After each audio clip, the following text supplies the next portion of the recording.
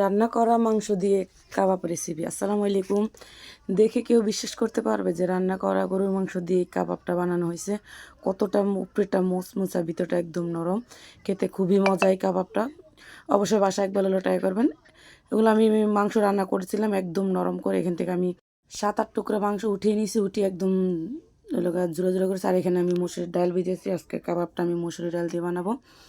একটা ব্লেন্ডার জারে নিয়ে আমি এখানে মসুরের ডালটা নিয়ে নিছি, আর উপরে যে মাংসটা ডালগুলো দিয়ে খুব সুন্দরভাবে আমি মাংসগুলো দিয়ে দেবো। এই ডালটা আমি 2-3 ঘন্টা ভিজিয়ে একদম খুব সুন্দরভাবে পানি জড়িয়ে নিছি।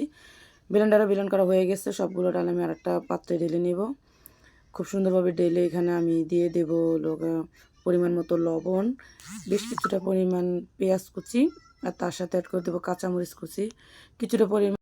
এখানে দিয়ে দিছি আমি মরিচের গুঁড়া, তারপরে কাবাবের মশলা, আর দিয়ে দিছি হালকা একটু আদা আর রসুন বাটা দিয়ে খুব সুন্দরভাবে আমি মাখিয়ে নিব। মাখানো হয়ে গেলে এখানে আমি আগে থেকে একটা ডিম ফেটিয়ে রেখেছিলাম, সেই অনুযায়ী আমি এখানে অল্প একটু ডিম অ্যাড করে দিব। পুরাটা ডিম দিতে যাবেন একবারে, তাহলে এটা নরম হয়ে যাবে, এটা শেপ দিতে খুবই সমস্যা হয়।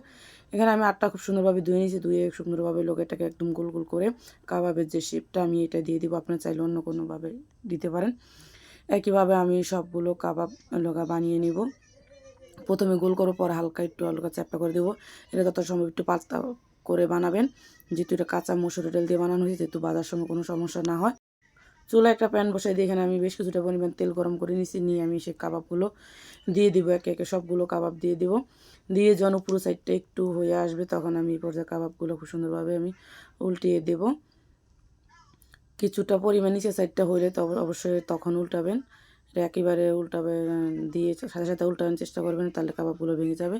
এভাবে আমি লাল লাল করে কাবাবগুলো ভেজে নিব। আর চুলার আঁচটা একদম লো মিডিয়াম হাইতে রাখতে হবে, বেশি বাড়ানো যাবে না, যেহেতু এখানে কাঁচা ডাল ইউজ করা হয়েছে। এভাবে আমি সবগুলো কাবাব খুব সুন্দরভাবে ভেজে নেব। কাবাবগুলো ভাজা হয়ে গেলে আমি তেল ঝরিয়ে উঠিয়ে নিব। একইভাবে আমি বাকি কাবাবগুলো খুব সুন্দরভাবে ভেজে নিব। আজকে আমার এই কাবাবের রেসিপি ভালো লাগলে অবশ্যই লাইক, শেয়ার, কমেন্ট করবেন। অবশ্যই ফ্যামিলি ও ফ্রেন্ডের সাথে শেয়ার করবেন। উল্টে পাল্টা আমি কাবাবগুলো ভেজে নিব। দেখেন আমার কয়েক টুকরা মাংস দিয়ে কতগুলো কাবাব হয়েছে। ফাঁকিবাজি একটা কাবাবের রেসিপি শেয়ার করলাম। কতটা সুন্দর কাবাবগুলো দেখতে, খেতে খুবই মজা হয়। অবশ্যই বাসায় একবার হলেও ট্রাই করবেন। সহজে কাবাবের রেসিপি ভালো লাগলে অবশ্যই কমেন্ট করবেন।